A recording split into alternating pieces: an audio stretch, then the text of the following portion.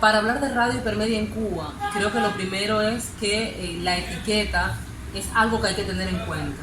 No podemos hablar de una radio hipermedia en todo el país, ni siquiera de radio hipermedia per se. Tendríamos que hablar de ejercicios profesionales más o menos cercanos a la hipermedialidad en el caso de Cuba y con más o menos cercanía al fenómeno o a la práctica de la realización o el periodismo hipermedia en determinadas provincias, porque el desarrollo hipermedia, la evolución del periodismo o de la realización radial hacia la hipermedialidad es muy dispar a nivel nacional.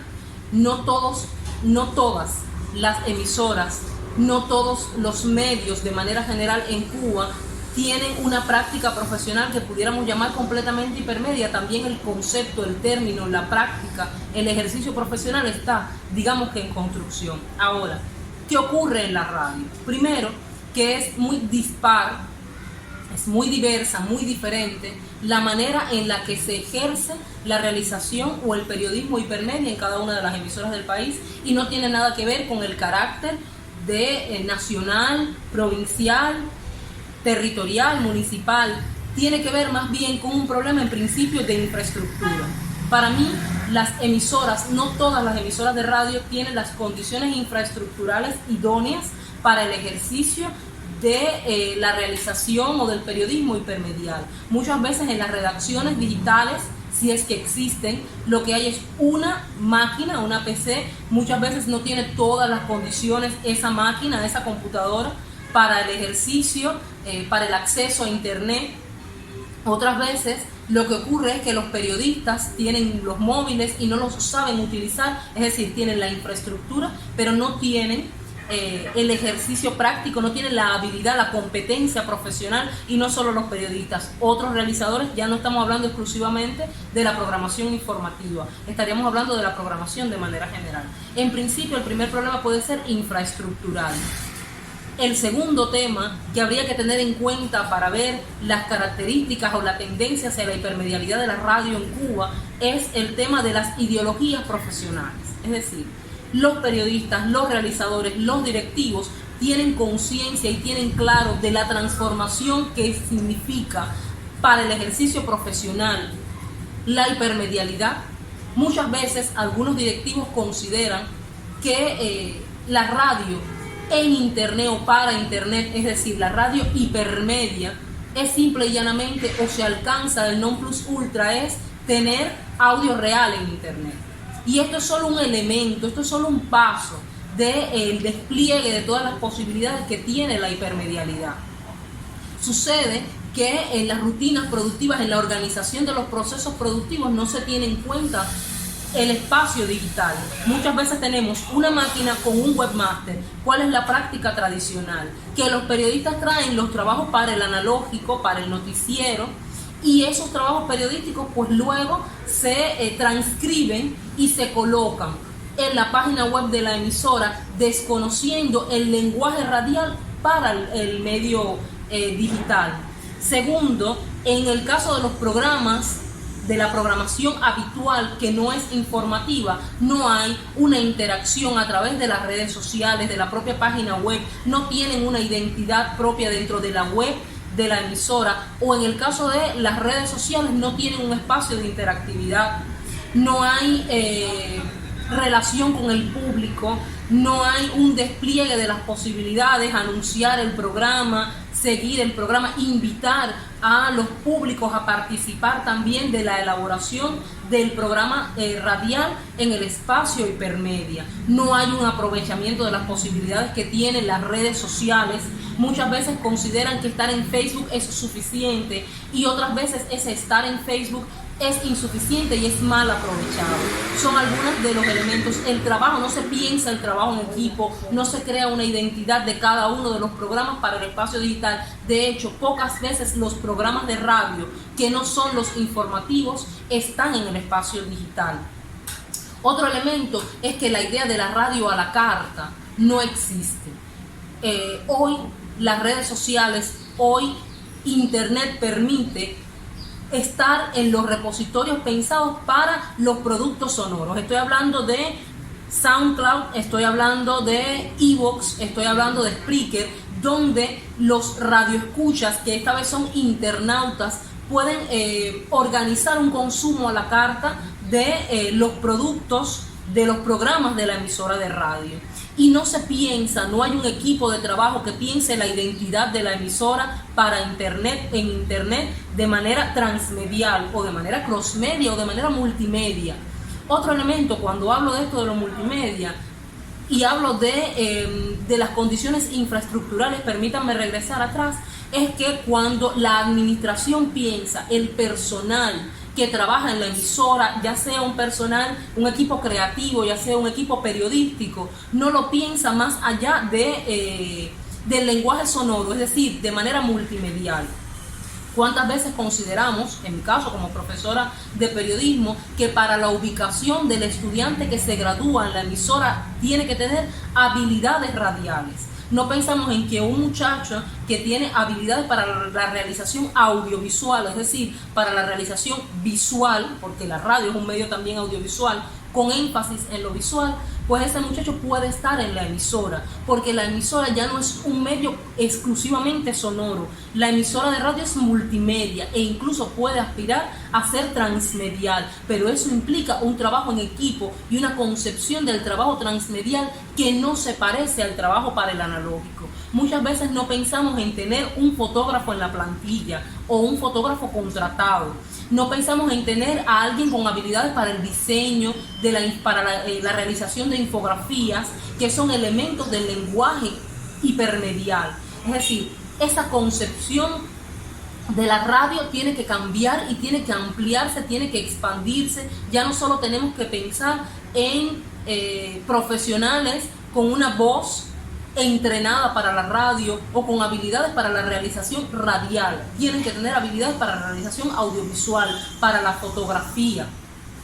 Son cosas que hay que comenzar a pensar. Algunas emisoras ya están dando pasos en ese sentido. Por ejemplo, durante el Festival de Radio Joven Antonio Yoga fue una sorpresa, una muy buena sorpresa, por ejemplo, que el medio, que no es un medio radial, pero es esa concepción multimedial a la que están llamadas también las emisoras de radio, que Juventud Rebelde se presentara con un podcast.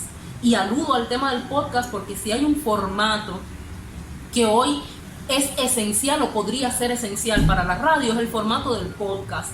Y hace poco tiempo tuvimos una tesis de licenciatura, una tesis de pregrado, que el título que la estudiante había elegido para su trabajo de diploma era "Yo no sé lo que es un podcast", porque era una respuesta recurrente entre los realizadores radiales.